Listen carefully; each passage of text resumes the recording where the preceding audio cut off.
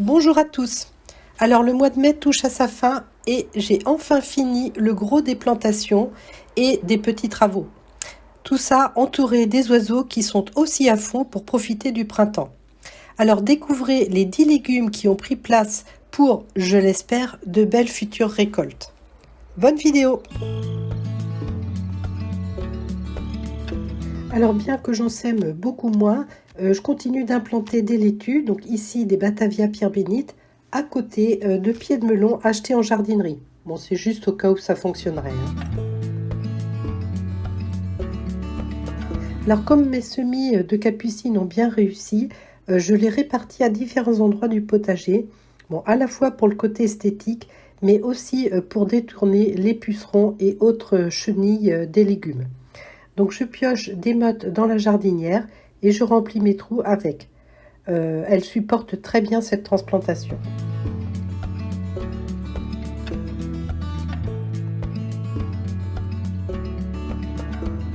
Avant de planter ma chayote, je prépare le grillage sur lequel elle va grimper. Lors de la construction de la pergola, j'avais prévu des fixations tous les 10 cm par rapport au grillage à moutons. Et là, je peux enfin tester si ça fonctionne. Alors j'ai creusé un trou le plus large possible car je vais remplacer la terre retirée par du compost. En effet, la chayote a besoin d'une terre bien riche et de chaleur. Et même s'il fait encore un peu frais mi-mai, il est grand temps que je la mette dans une bonne terre car en fait les feuilles commencent à jaunir. Et c'est vrai, elle est dans son pot depuis janvier et donc je pense qu'il n'y a plus vraiment de nutriments dans le pot. Donc il faut que je la plante. Alors je remercie Greg du potager de Sarsif pour avoir testé cette culture l'année dernière. Et du coup, quand j'ai reçu cette chayote parmi les cadeaux de la SNHF, je me suis sentie prête à tenter l'aventure.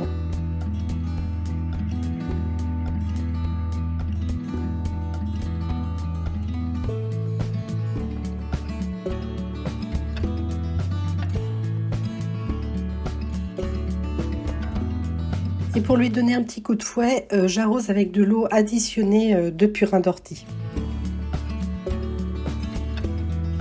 Et d'ici que la chayote recouvre toute la pergola, les moineaux ont encore le temps de faire leur toilette.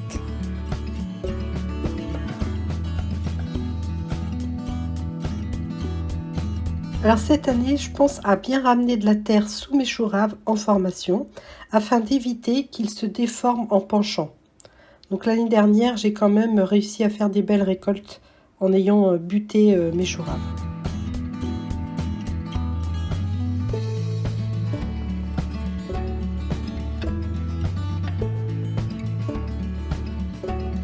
Après les laitues godes jaune d'or, place aux cornichons.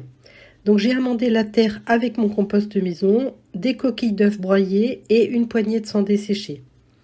Bon, mes plants ne sont pas encore très développés, mais comme il va faire très beau pour les 15 prochains jours, enfin en prévision, j'espère que leur croissance sera au rendez-vous. Donc pour les tuteurs, j'utilise la même structure que l'année dernière, sur lesquelles normalement ils devraient bien grimper. Ensuite, un bon arrosage, un léger paillage de tonte et c'est parti. Et si jamais une limace passe par là, j'ai des plans de secours.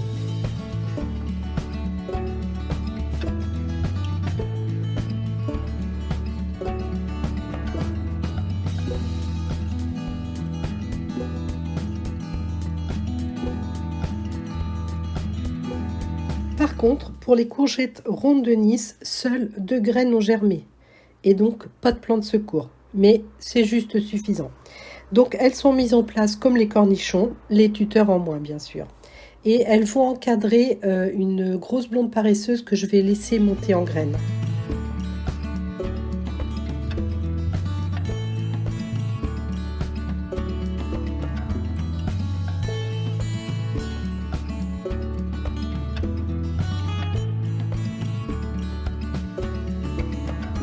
Lors de notre visite au potager médiéval Herbarius en Bretagne, Florence nous a donné un beau pied de menthe coque ainsi que de l'ail des ours.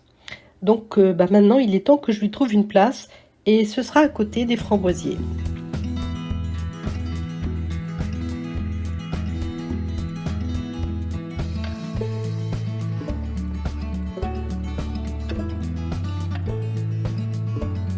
Alors cette année, c'est une poirée couleur orange qui viendra mettre un peu de couleur dans les carrés.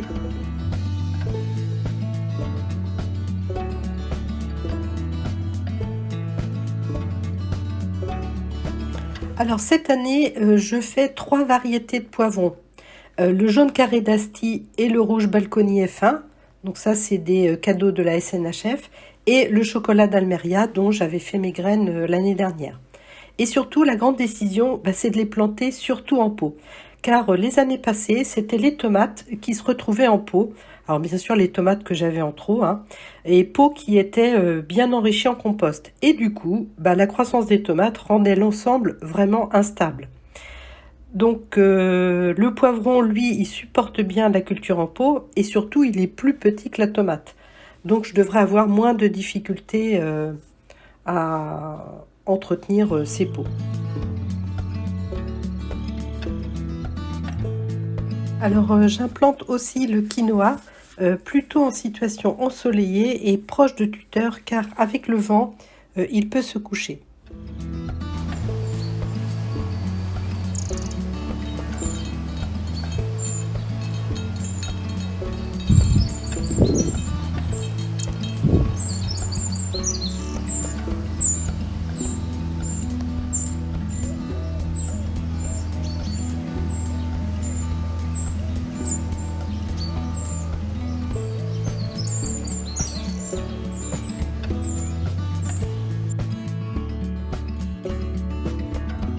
Alors en mai, je finis de planter mes tomates en extérieur, comme beaucoup d'entre nous.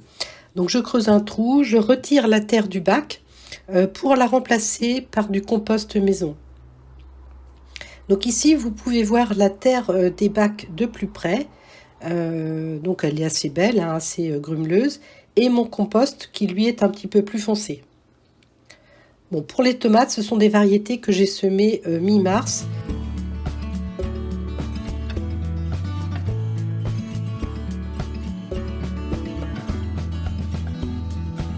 Et évidemment, systématiquement, je plante à côté du basilic et des œillets d'Inde.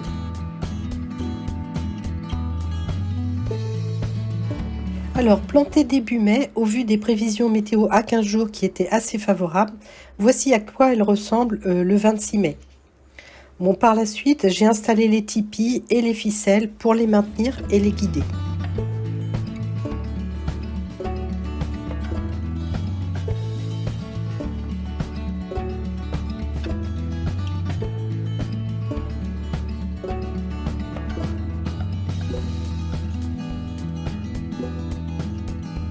Un petit zoom sur ma fixation des ficelles sur les tomates et le retrait des gourmands.